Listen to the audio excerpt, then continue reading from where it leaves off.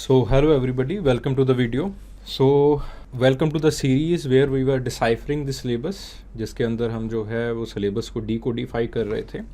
हमने जो आपके पास पेपर 1 है that we have already done. Paper first जो है वो इसको हमने ऑलरेडी डीकोडिफाई कर लिया था. और अब जो ये वाली वीडियो होगी इसके अंदर हम जो है वो पेपर सेकंड को जो है वो डीकोडिफाई जो है वो करेंगे, उसको जो है वो हम देखेंगे. तो जो आपका पेपर सेकंड है एंथ्रोपोलॉजी का, paper second it is more in the application format. ये आपके पास ऐसे लगता है जैसे आपके पास जो है वो फर्स्ट पेपर के अंदर जो थ्योरेटिकल पर्सपेक्टिव है उसको जो है वो ज़्यादा फोकस के अंदर रखा है, और जो सेकंड पेपर है उसके अंदर जो अप्लाइड पर्सपेक्टिव है specially the application on in the Indian context उसको जो है वो ज़्यादा जो है वो आगे रखा है. ठीक है, तो पेपर सेकंड जो है ये ज़्यादा जो है वो अप्लाइड फॉर्मेट के अंदर है. तो इसके अंदर जो केस स्टडीज़ हैं वो ज़्यादा जो है वो सिग्निफिकेंस लेती है. जो पेपर सेकंड है उसके अंदर एग्ज़ामिनर हमेशा चाहेगा कि आप जो है वो ज़्यादा से ज़्यादा जो केस स्टडीज़ हैं वो लिखें, और केस स्टडीज़ के थ्रू जो है वो अपना पॉइंट जो है वो प्रूव करने की जो है वो कोशिश करें.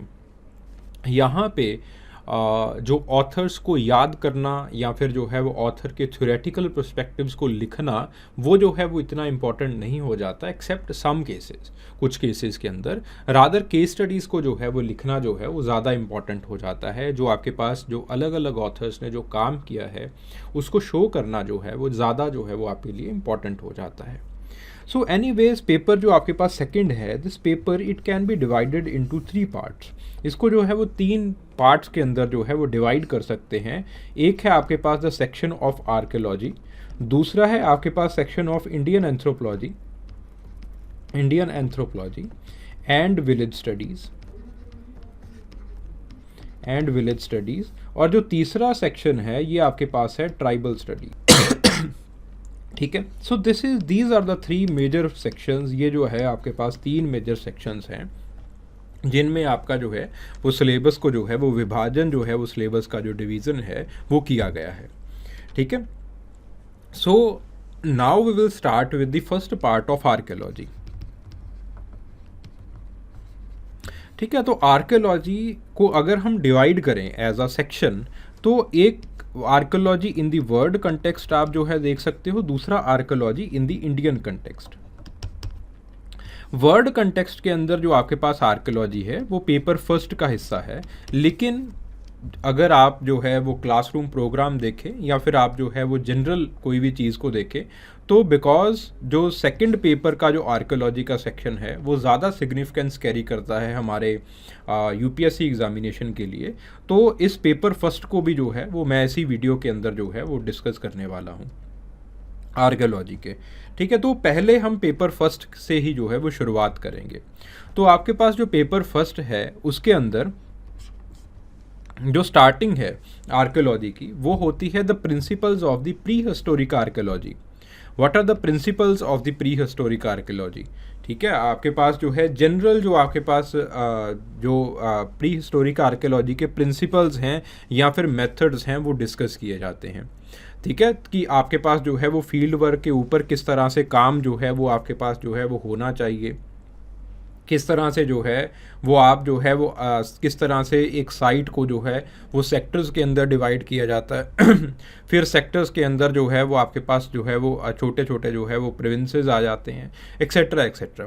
फिर उसके बाद जो स्ट्रेटिफिकेशन है वो कैसे किया जाता है, आपके पास जो है वो सैम्पलिंग मेथड्स इसके अंदर आ जाते हैं कि किस तरह से जो है वो सैम्पलिंग की जाती है, एक्सेट्रा एक्सेट्रा. ठीक है, जो डेटिंग है वो आपके पास जो है वो किस तरह से की जाती है. ये सारी चीज़ें जो है वो आपके पास जो है वो आर्कियोलॉजिकल प्रिंसिपल्स और मेथड्स के अंदर आ जाते हैं.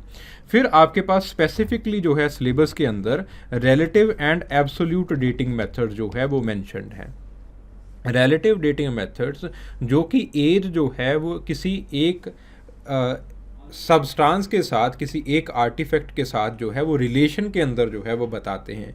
एब्सोल्यूट जहाँ पे आपके पास जो प्रॉपर एज है वो निकाली जा सकती है। ठीक है, तो आपके पास दो तरह के जो है वो डेटिंग मेथड्स हैं। इनके आगे आपके पास जो है रिलेटिव के आगे जो है वो स्ट्रेटिफिकेशन वगैरह ऐसी टाइप्स जो है वो बन जाती हैं। एब्सोल्यूट के अंदर आपके पास कार्बन 14 डेटिंग एक्सेट्रा एक्सेट्रा ऐसे जो डेटिंग मेथड्स हैं वो जो है वो डिस्कस किए जाते हैं। तो ये तो है this the first section, the first जो आपके पास चैप्टर है, this is called the principles and methods. ठीक है, तो प्रिंसिपल्स एंड मेथड्स आपने देख लिए कि आपके पास जो है वो जनरल कंसेप्ट क्या है आर्कियोलॉजी का। देन हम जो है वो आगे इसकी एप्लीकेशन देखते हैं कि आपके पास जो है कल्चरल एवोल्यूशन हुआ कैसे। ठीक है, what is the cultural evolution, और इसके अंदर स्पेसिफिकली सिलेबस के अंदर मैंशनड है that you have to carry on the broad outlines. और सिलेबस में आप देखेंगे कि जो आपके पास write a short note type question पूछे जाते हैं वो भी ऐसे पूछे जाते हैं। Write a short note on lower palaeolithic, lower palaeolithic के ऊपर राइट अ शॉर्ट नोट पूछा गया। ठीक है, मीजोलिथिक के ऊपर जो है वो यूरोपियन मीजोलिथिक के ऊपर जो है वो पिछले साल जो है अगेन सवाल पूछा गया। जो सवाल हैं वो ब्रॉड आउटलाइंस के ऊपर पूछे जाएंगे। तो आपका जो नोट बनना चाहिए, आपके जो नोट्स बनेंगे वो भी आपके पास जो है ब्रॉड आउटलाइंस के ऊपर जो है वो बनने चाहिए कि आपके पास जो पेलियोलिथिक है, पेलियोलिथिक जो है it is divided into 3 sections, 3 parts के अंदर क्रोनोलॉजी के हिसाब से जो है वो डिवाइडेड हैं, लोअर, मिडल और आपके पास अपर। लोअर पेलियोलिथिक के अंदर आपके पास जो है वो दो तरह के जो है वो मेजर ट्रेडिशन जो है वो, मेजर ट्रेडिशन की बात कर रहा हूँ, दो तरह के जो है वो मेजर ट्रेडिशन और एक जो है वो इवॉल्विंग ट्रेडिशन जो है वो आपके पास आता है। दो तरह के मेजर ट्रेडिशन क्या है, एक आपके पास चॉपर चॉपिंग ट्रेडिशन बन जाता है, एक आपके पास हैंड एक्स ट्रेडिशन बन जाता है, और एक एवोल्यूशन होता है आपके पास हैंड एक्स के साथ ही फ्लेक ट्रेडिशन का। ठीक है, so this is the general outline, ये आपके पास जनरल आउटलाइन है। ठीक है, आपके पास जो चॉपर चॉपिंग है, जो चॉपर चॉपिंग टूल्स हैं, they are divided into 2 parts. आपके पास ओल्ड वाई ट्रेडिशन और आपके पास Acheulian tradition. Oldowan tradition के जनरल आपके पास दो जो है वो साइट्स हैं, one is in Tanzania, other is in Ethiopia. 2 sites हैं, मेजर साइट्स की बात कर रहा हूँ जहाँ पे जो है वो एक वर्कमैनशिप जो है वो डेवलप हुई। अगेन लुइस लीकी ने जो है वो आपके पास ओल्ड वाई जॉर्ज के अंदर काम किया। दूसरा है आपके पास Acheulian tradition. Acheulian tradition it is again divided into 3 parts, इसको अगेन 3 पार्ट्स के अंदर जो है वो डिवाइड किया गया है। ठीक है, और ये जो तीनों पार्ट्स हैं इसके जो है वो अलग अलग आपके पास जो है वो आपके पास जो है सेंटर्स हैं। देन आपके पास हैंड एक्स फ्लेक ट्रेडिशन आ जाता है। तो इस तरह से जो आपके ट्रेडिशंस हैं वो मूव होते हैं। ठीक है, अब आपको एक हल्का सा आइडिया लग गया होगा कि किस तरह से जो है वो दिस इज़ द आउटलाइन। ठीक है, ये आपके पास ब्रॉड आउटलाइंस हैं। तो इस तरह से आपने जो है वो इनकी ब्रॉड आउटलाइंस जो है वो डिस्कस करनी है। अगर आप मेरे नोट्स देखेंगे तो मैंने इसी चीज़ को जो है वो टेबल के फॉर्मेट के अंदर जो है वो समझाया है। ठीक है, again you do not have to go into the details के अंदर जाने की ज़रूरत नहीं है। वो मैप बनाने की ज़रूरत, वो जो आपके पास आप छोटे छोटे डिटेल्स लिखते हो कि यहाँ पे इस बंदे ने एक्सकेवेशन की, इस साइट पे एक्सकेवेशन की, एक्सेट्रा एक्सेट्रा, उतना जो है वो डिटेल के अंदर जाने की ज़रूरत नहीं है। जनरल ब्रॉड आउटलाइंस आपको जो है वो समझनी है, और यहाँ से जो सवाल पूछे जाएंगे वो भी ऐसे ही ब्रॉड आउटलाइंस के ऊपर जो है वो सवाल पूछे जाएंगे। एंथ्रोपोलॉजी की खासियत क्या है? सिलेबस बड़ा आपको लगता है, बड़ा प्रतीत होता है, लेकिन एक जो आपके पास एक जो इसकी बढ़िया बात है वो ये है कि सिलेबस बहुत स्पेसिफिक नेचर का है। जैसा उन्होंने यहाँ पे लिखा वैसा सवाल जो है वो पूछेंगे। ठीक है, नाटूफियन के ऊपर सवाल पूछा उन्होंने। नाटूफियन एक आपके पास नियोलिथिक साइट का कल्चरल सेंटर था वेस्ट एशिया के अंदर। तो अगेन आपके पास ओल्ड वाई जॉर्ज के ऊपर क्वेश्चन पूछा गया, लोअर पेलियोलिथिक का वो एक कल्चरल सेंटर है। ठीक है, तो आपके पास जो कल्चरल सेंटर्स हैं वो आपने जो है वो प्रिपेयर करने हैं। ठीक है, तो जैसे आपके पास एबेविलियन टूल्स हैं, अगेन उसका जो है वो आपके पास जो है वो एबेविलियन टूल्स वो आपके पास यूरोप जो है वो उसका जो है वो कल्चरल सेंटर है। सो इस तरह से जो आपके कल्चरल सेंटर्स हैं वो जो है वो आपको जो है वो प्रिपेयर करने होंगे, ठीक है। Now we will come to the Indian archaeology. फिर हम जो है वो इंडियन आर्कियोलॉजी के ऊपर आते हैं। इंडियन आर्कियोलॉजी के अंदर जब हम देखते हैं देन अगेन आपके पास जो है वो कल्चरल एवोल्यूशन को दो पार्ट्स के अंदर जो है वो आप जो है वो डिवाइड करते हैं। दो पार्ट्स कौन कौन से हैं आपके पास? एक है आपके पास जो है वो प्रोटो हिस्टोरिक, एक आपके पास जो है वो प्री हिस्टोरिक आ जाता है, एक जो है वो आपके पास प्रोटो हिस्टोरिक आ जाता है। देखो प्री हिस्टोरिक का मतलब क्या है कि आपके पास स्क्रिप्ट जो है वो नहीं है। प्रोटो हिस्टोरिक का मतलब क्या है कि आपके पास स्क्रिप्ट जो है वो है, लेकिन आप जो है वो इसको डिसाइफर जो है वो नहीं कर पा रहे हो। जैसे आप जो है वो इंडस वैली सिविलाइजेशन की स्क्रिप्ट को देखो, ठीक है। प्री हिस्टोरिक के अंदर इंडिया के अंदर आपके पास है दी पेलियोलिथिक, मीजोलिथिक, नियोलिथिक और नियोलिथिक चालकोलिथिक साइट्स, ठीक है। खैर मैं इससे भी आगे बढ़ जाता हूँ जब आपके सॉरी जब इसके एवोल्यूशन की बात आती है। मैं क्लासरूम के अंदर जो है वो iron age, Indian iron age के बारे में भी जो है वो मैं पढ़ाता हूँ, ठीक है। नियोलिथिक, चालकोलिथिक जो है वो आपके पास स्पेशली ब्रह्मगिरी की साइट जो है वो इसके अंदर आ जाती है। ब्रह्मगिरी की साइट जो है वो उसको इस तरह से जो है वो नवाजा गया है, इस नाम के साथ जो है वो नवाजा गया है। अगेन इंडिया के अंदर यह नियोलिथिक, चालकोलिथिक मिलती है, बाकी यूरोप के अंदर ऐसा कुछ नहीं मिलता। वहाँ पे या नियोलिथिक है या फिर आपके पास चालकोलिथिक है। इंडिया के अंदर क्या होता है कि एग्रीकल्चर बड़ी पेक्यूलियर चीज़ इंडिया के अंदर देखी जाती है कि आपके पास ब्रह्मगिरी जैसी जो साइट्स हैं वहाँ पे एग्रीकल्चर जो है वो प्रिमिटिव नेचर की रही, लेकिन लोगों ने जो कॉपर है वो एग्रीकल्चर के अंदर यूज़ नहीं की, ब्रॉन्ज एग्रीकल्चर के लिए यूज़ नहीं की, ब्रॉन्ज जो है वो उन्होंने डेकोरेशन के लिए यूज़ किया। एग्रीकल्चर में वैसे ही नियोलिथिक काइंड ऑफ एग्रीकल्चर जो है वो होती रही। तो आपके पास 4 एकड़ में फैली हुई जो है वो आपके पास ये साइट है, ब्रह्मगिरी की साइट। वहाँ पे काफ़ी पिक्यूलियर फीचर जो है वो मिलते हैं। इसीलिए again you will find the question on Brahmagiri के ऊपर सवाल जो है वो पूछा जाएगा। एनीवेज इंडियन आर्कियोलॉजी आपको चाहती है कि आप जो है वो डिटेल के अंदर जाएं। तो इसके अंदर जिन ऑथर्स ने पैलियोलिथिक के अंदर काम किया है, जैसे रॉबर्ट फुट हो गए, जैसे संकालिया हो गए, तो उसके ऊपर जो है वो सवाल पूछे जाते हैं। अगेन 2017 के अंदर रॉबर्ट फुट के ऊपर सवाल पूछा गया। आपके पास जो है अगेन आई थिंक 20 के अंदर या 19 के अंदर जो है वो संकालिया के ऊपर सवाल पूछा गया, ठीक है। अगेन वीएन मिश्रा के ऊपर सवाल पूछा जा सकता है। तो क्योंकि यहाँ पे हम जो है वो चाहते हैं कि आप थोड़ा सा जो है वो ब्रॉड आउटलाइन के ऊपर ना रहें, आप जो है वो थोड़ा सा जो जनरल करेक्टरिस्टिक्स हैं आपके पास पेलियोलिथिक के, मीजोलिथिक के, नियोलिथिक के, नियो चालकोलिथिक के, उसको जो है वो थोड़ा सा जो है वो आप नज़र के अंदर रखें। तो इसलिए जो ऑथर्स हैं इंडिया के अंदर जिन्होंने पेलियोलिथिक के अंदर, मीजोलिथिक के अंदर, नियोलिथिक के अंदर काम किया, वो जो ऑथर्स हैं वो आपके लिए जो है वो इम्पॉर्टेंट हो जाते हैं, ठीक है। सो इसके अंदर थोड़ा सा जो है वो आपको डेप्थ के अंदर जो है वो वेंचर करना पड़ेगा।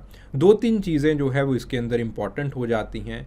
आपके पास कल्चरल कम्प्लेक्सेस इम्पॉर्टेंट हो जाते हैं। फॉर एग्जांपल अगर मैं लोअर पेलियोलिथिक की बात करूं, कल्चरल कम्प्लेक्स का मतलब क्या है कि जहां पे similar kind of tool technology जो है वो पाई जाती है, सिमिलर काइंड ऑफ कल्चर जो है वो आपके पास पाया जाता है। तो आपके पास अगर मैं कल्चरल कम्प्लेक्सेस की बात करूं तो लोअर पेलियोलिथिक के अंदर 3 कल्चरल कम्प्लेक्सेस हैं। मैं जस्ट आपको एक एग्जांपल देके जो है वो चीज़ों को समझा देता हूं कि आपके पास जो है वो 3 तरह के जो है वो कल्चरल कम्प्लेक्सेस हैं। एक सोहन कल्चरल कम्प्लेक्स जो कि आपके पास शिवालिक्स के अराउंड आगे चलता है, नीचे जो है वो पंजाब में थोड़ा सा आता है, लेकिन शिवालिक्स के अराउंड जो है वो ये आगे चलता है, शिमला वगैरह इस तरह से। और एक जो है वो नीचे नर्मदा कम्प्लेक्स, जो कि आपके पास जो है वो आई थिंक जबलपुर तक जो है वो आगे जाता है नर्मदा रिवर के अराउंड। फिर आपके पास जो है सदर्न मद्रासियन कल्चरल कम्प्लेक्स जो है वो आपके पास जो है वो मिलता है, जो कि नर्मदा से साथ होते हुए जो है वो ऊपर तक जो है वो आपके पास जो है स्प्रेड अपना लेके जाता है। ठीक है, सो इस तरह से these are the cultural complexes, ये आपके पास कल्चरल कम्प्लेक्सेस हैं। अब इन कल्चरल कम्प्लेक्सेस, पहले आपको कल्चरल कम्प्लेक्सेस समझाने हैं, फिर आपके पास इम्पॉर्टेंट साइट्स कौन सी हैं। इम्पॉर्टेंट साइट्स वो होती हैं जहाँ पे जो फ्रीक्वेंसी ऑफ टूल है या फिर आपके पास टूल टेक्नोलॉजी है वो जो है वो सबसे ज़्यादा पाया जाता है। और फिर उसके अंदर एक्सकेवेशन करने वाले का नाम, और फिर आपके पास उन लोगों ने क्या रिजल्ट्स दिए, वो चीज़ें जो है वो आपके लिए इम्पॉर्टेंट हो जाती हैं। सो इस तरह से जो है वो आपको जो है वो चीज़ों को प्रिपेयर करना है। प्रोटो हिस्ट्री आती है, प्रोटो हिस्ट्री के अंदर थ्योरीज बनना शुरू हो जाती हैं। ठीक है, थ्योरीज और प्रॉपर क्रोनोलॉजी जो है वो आपके पास बननी शुरू हो जाती है। अगेन यहाँ पे पेलोलिथिक, मिडल पेलोलिथिक के देखेंगे, संकालिया कुछ और कह रहे हैं, आपके पास जो डिटेरा पीटरसन है वो कुछ और ही राग अलाप रहे होते हैं। लेकिन जब हम प्रोटो हिस्ट्री की बात करते हैं तब हम इतने करीब आ जाते हैं कि ऑलमोस्ट जो आपकी एजेस हैं, जो आपकी क्रोनोलॉजी है वो प्रूव होना शुरू हो जाती है। पेलियोलिथिक की हमारे पास कोई प्रॉपर गारंटी नहीं है कि वाकया ही जो है वो आपके पास इस तरह से डेवलप हुई। मीज़ोलिथिक की आपके पास कोई गारंटी नहीं है कि आपके पास वाकया ही ये एज है। मीज़ोलिथिक के अंदर तो संकालियाँ मानने को तैयार नहीं कि मीज़ोलिथिक है इंडिया के अंदर।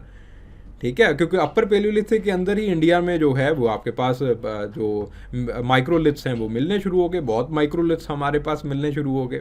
ठीक है, सो इस तरह से आपके पास जो है वो प्रोटो हिस्ट्री के अंदर क्रोनोलॉजी जो है वो आपके पास इंपॉर्टेंट हो जाती है, और इसके साथ theory, the theory of origin, the theory of decline, ये दो चीज़ें जो है वो आपके पास इंपॉर्टेंट हो जाती हैं। सो प्री हड़प्पन के अंदर जो है वो आपके पास जो ओरिजिन ऑफ थ्योरी किस तरह से डेवलप हुए, अलग अलग प्रोफेसर रुक हैं, आपके पास जो है प्रोफेसर फेरिस हैं, ये आपके पास जो है वो घोष हैं, इन सब लोगों ने जो है वो थ्योरीज दी हैं प्री हड़प्पन जो है वो हड़प्पा का ओरिजिन कैसे हुआ। और उसके बाद प्रोफेसर घोष ने ही ये थ्योरी दी है कि आपके पास जो है वो किस तरह से हड़प्पा का डिक्लाइन हुआ। डिक्लाइन तो बच्चे पढ़ लेते हैं जनरली, डिक्लाइन की थ्योरीज अवेलेबल होती हैं, लेकिन ओरिजिन की थ्योरीज जो हैं वो हमारा हड़प्पन्स का रेशियल कम्प्लेक्स क्या था उसकी जो थ्योरीज हैं वो जो है वो अवेलेबल नहीं है।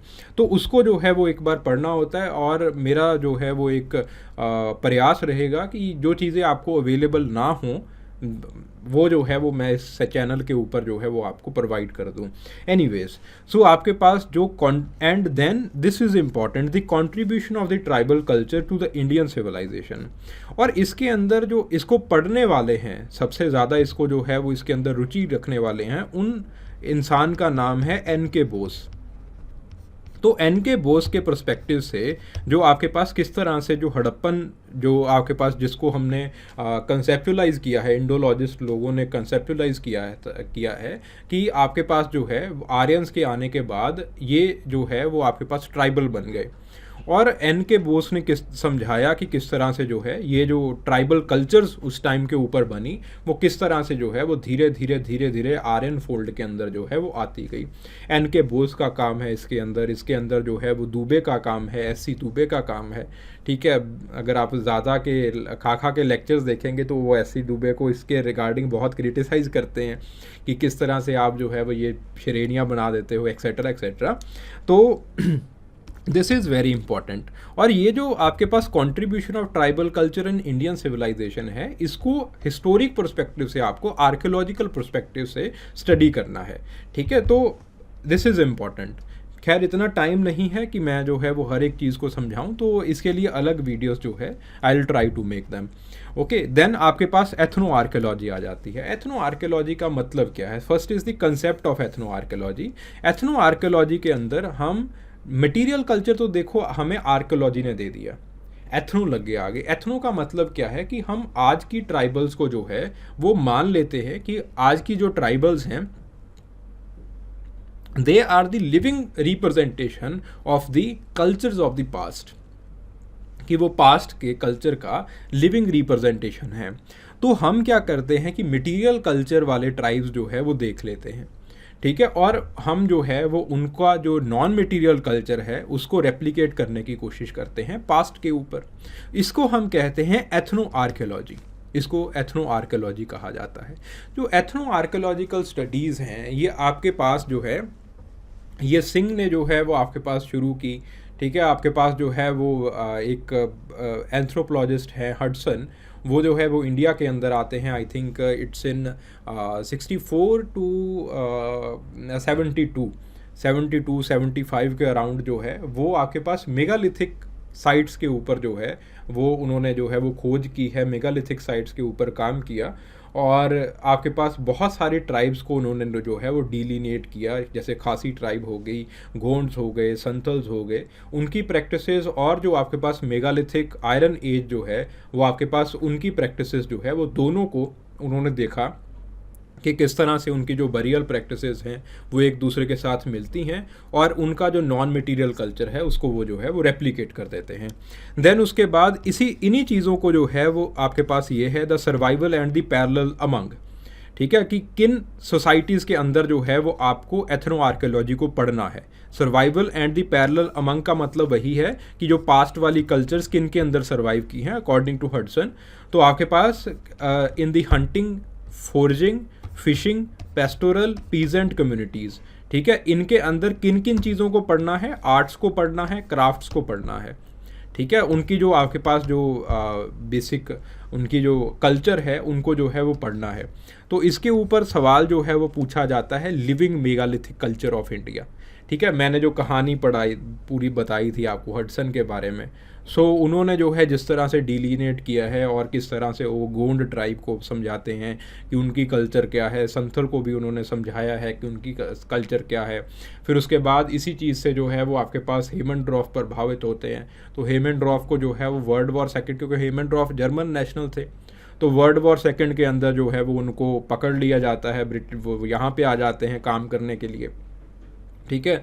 तो वो जो है वो ब्रिटिश सरकार जो है वो उनको पकड़ लेती है कि आप जर्मन नेशनल हो।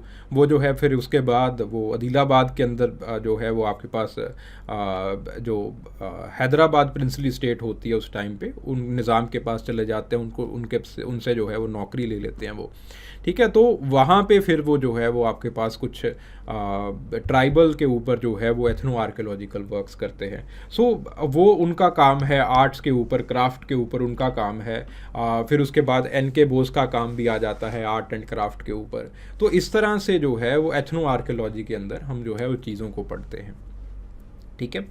सो इवेंचुअली जैसे जैसे चीज़ें आगे बढ़ती जाती हैं it becomes more and more interesting.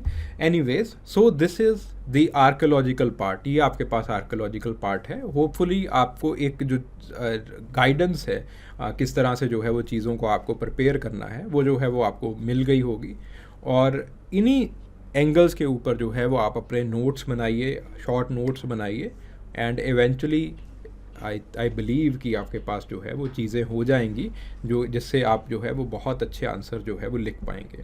Anyways, thank you very much. Hopefully this video it was informative. Thank you very much.